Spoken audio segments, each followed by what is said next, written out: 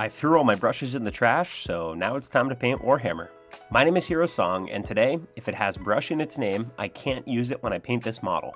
It's April Fool's Day, so I guess I'm playing a prank on myself, and I'm definitely not trying to take the easy way out. That means no brushes, no airbrushes, no hair brushes, I don't know. I'm also not going to use spray cans, or for those of you who drink tea and measure stuff in metric and not football fields, you call them rattle cans, I think. That just felt sort of against the spirit of this challenge, so I didn't do it. So here we go, let's jump in. Even the most basic thing of priming the model became a huge problem here. I decided to use one of my new favorite tools, the tiny sponge. This thing didn't start off tiny. I ripped up a craft sponge that I got at Hobby Lobby to make it a bit tinier than it was before. Then I ball it up a little bit and grab it with some tweezers to make a sort of paint dabbing stick thing. I don't know. It's definitely not a brush though, because it does not behave like one at all. Tiny sponges love to apply a really thin, beautifully blended coat of paint to the raised area of a model or a flat surface. But they really suck at applying good primer coats to all areas of the model, including and especially the recesses, which we really want to be dark like the rest of the model. Not being able to get paint on hard to reach areas ended up being a very recurring theme for this project, and I had to come up with some very creative ways of getting around that problem. My first try was using a toothpick and sort of poking the sponge into the recesses of the model. It sort of didn't work at all, but like maybe a little bit kind of. It was at this point that I realized this project would be much harder than I had anticipated. So April Fool's on me, I guess. You may have noticed that I knocked the model off the base, intentionally for the record, and attached it to a stick so that it would be easier to get at the hard to reach areas that I was having enough trouble painting anyway. At one point I resorted to doing what feels like an extremely cursed thing and actually dripping primer directly out of the bottle onto a deep recess on the cape. This actually sort of worked, which is pretty hilarious since it goes against like all of my normal painting sensibilities, but what are you gonna do?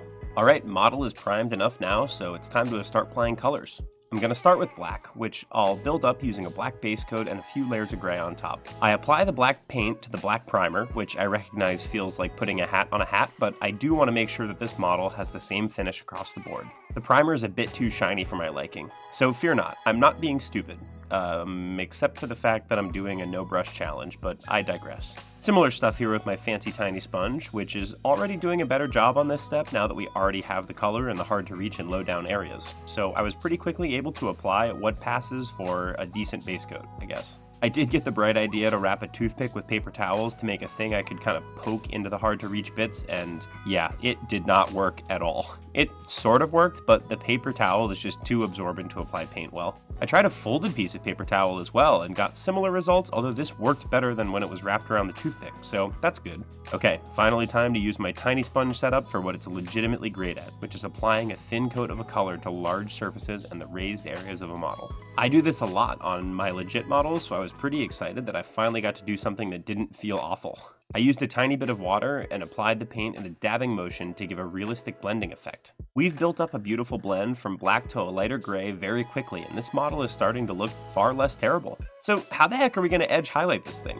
Well, we're going to use the champion of tools, the humble toothpick. I use toothpicks all the time in this hobby for a bunch of different things, but I'll admit that I never expected to be edge highlighting with one. That just feels wrong. It does sort of make sense though, right? We take some thick paint, we put it right on the end of the toothpick and use light pressure with the side of the stick to apply the paint. And it actually worked super well, way better than I expected. I had to go to my palette a ton to keep reloading with paint, but who cares? The result was pretty good. Eat your heart out, Kolinsky Sable. I must say, this guy is looking far better than I thought he might at this point. Time to mess it all up by painting the cape. Alright, screw it. Here we go. It's time to finger paint my Warhammer. This feels so weird to me, but I really felt like I had to at least give it a go for this challenge. It probably will come as no surprise that fingers are not very good at painting, especially my meaty sausage fingers. I can barely reach any parts of the model, and I have to just kind of dab the paint onto the easy to reach places. It's all the same problems as the sponge, but without the thin coat benefit of the sponge. Admittedly though, I was chuckling to myself the whole time I did this. It was pretty hilarious to finger paint the most expensive expensive plastic on the planet, so I guess success is a spectrum. Alright, let's get my fingers cleaned off and use something I mentioned before, the folded paper towel, to try and get at the hard to reach areas. I think this was one of the times I was missing my brushes the most during this project. I basically had to apply a completely different color of paint to the model with no control at all, and I routinely messed up the areas that I had already painted, which was super frustrating. All my precision is just gone at this point, and I feel like I'm kind of chucking paint at the thing, which feels a little bad. It worked well enough, I guess, but I had to come in with my trusty toothpick and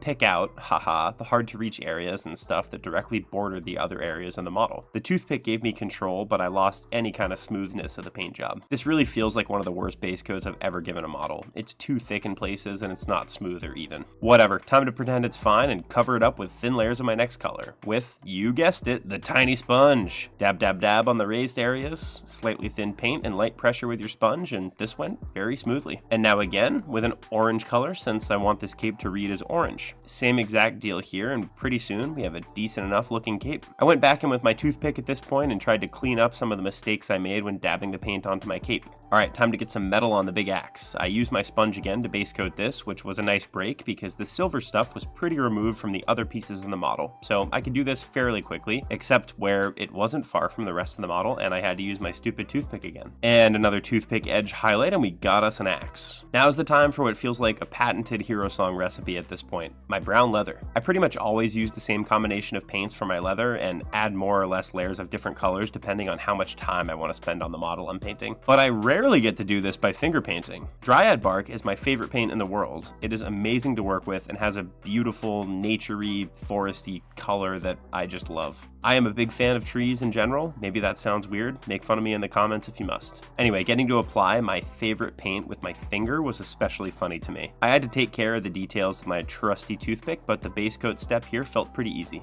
I applied a layer of highlight once again with my toothpick, and before we know it, we've got some pretty good looking leather. Awesome. Now we have to slap some gold onto the shield details, and I once again used the side of my toothpick to do this. I made sure to use light pressure and the flat part of the wood, and this stuff went on decently well. I did not even pretend to attempt painting the sides of the arrows, and I simply regret nothing about my decision. I slapped some gold onto the other bits and boom, we've got a chaosy looking chaos man. Yeah. But there is one major thing that I really wanted to avoid painting for as long as possible, but unfortunately it seems to be that time. Remember how this whole video I've been whining about painting recesses being hard? Well, the fur trim on the cape is literally only recesses, and that will be hard as heck to get paint into. This was a phenomenal example of something that would be pretty easy to knock out with a brush, but because of this challenge, it's really hard.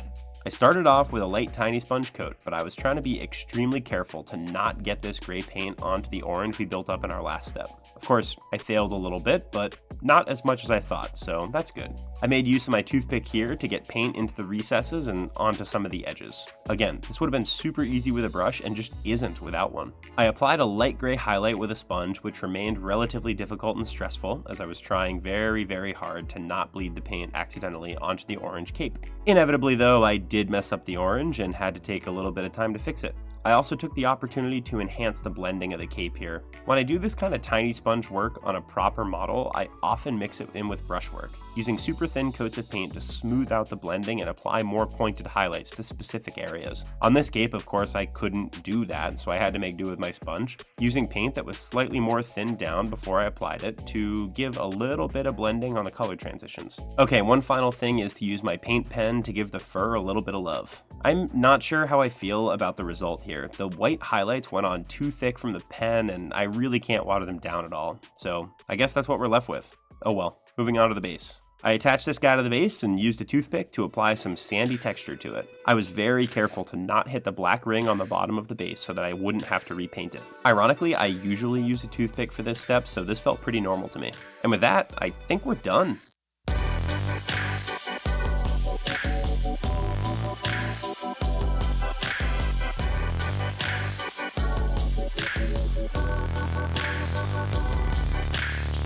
Yeah, the results are okay. As frustrating as it was at times, this was a surprisingly fun project. I feel like I learned some stuff about what brushes are good at. It was all stuff I had an innate sense of, but as they say, you never appreciate what you have until it's gone. Definitely recommend giving this challenge a try, and you don't even need to wait for the next April Fool's Day. Special shout out to the unexpected MVP of this challenge, the Toothpick. I definitely couldn't have done it without you, so thanks buddy. Thanks a bunch for watching, I really appreciate it. I have a rapidly growing assortment of videos already on my channel, so feel free to go check those out if you enjoyed this, and a bunch more fun videos coming out soon, so definitely check in back for those as well. Once again, my name is Hiro Song, and I'll see you next time. Bye bye.